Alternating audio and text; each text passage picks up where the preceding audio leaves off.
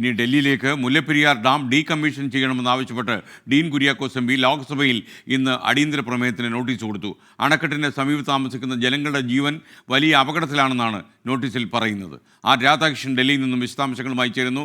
രാധാകൃഷ്ണൻ, ഇത്രയും ലക്ഷക്കണക്കിന് ആൾക്കാരുടെ ജീവന് നേരെയുള്ള ഭീഷണിയാണ് മുല്ലപ്പെരിയാർ ഡാം എന്ന രീതിയിലുള്ള അടിയന്തര പ്രമേയ നോട്ടീസിൻ്റെ അവസ്ഥ എന്താകും ലോക്സഭയിൽ?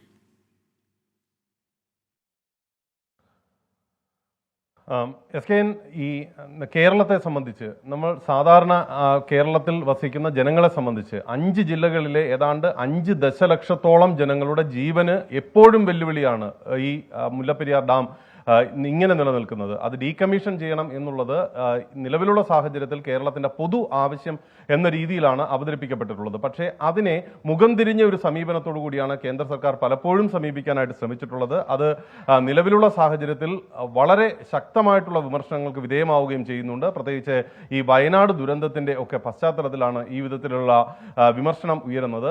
ഡീൻ കുര്യാക്കോസ് ഇക്കാര്യമാണ് സഭയുടെ ശ്രദ്ധ ഈ അടിയന്തര പ്രമേയത്തിലൂടെ ക്ഷണിക്കാനായിട്ട് തീരുമാനിച്ചിരിക്കുന്നത്. നമുക്കറിയാവുന്നതുപോലെ ഇത്തരത്തിലുള്ള വിഷയങ്ങൾക്ക്, ഒരുപക്ഷെ മുൻപ് സഭയിൽ ഉന്നയിച്ച വിഷയങ്ങൾക്ക് സാധാരണഗതിയിൽ അടിയന്തര പ്രമേയമായി അവതരിപ്പിക്കുമ്പോൾ അവതരണാനുമതി ലഭിക്കാറില്ല.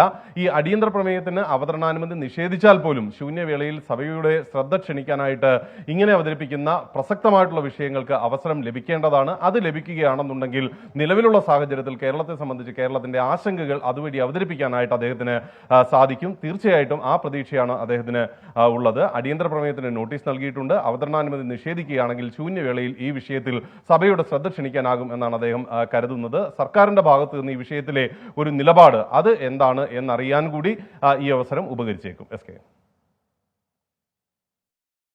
R Radhakrishnan, Mullaperiyar dam decommission ചെയ്യണമെന്നാവശ്യപ്പെട്ടാണ് അടിയന്തര ഹർജി ഡീൻ കുര്യാക്കോസ് എം പി നൽകുന്നത്.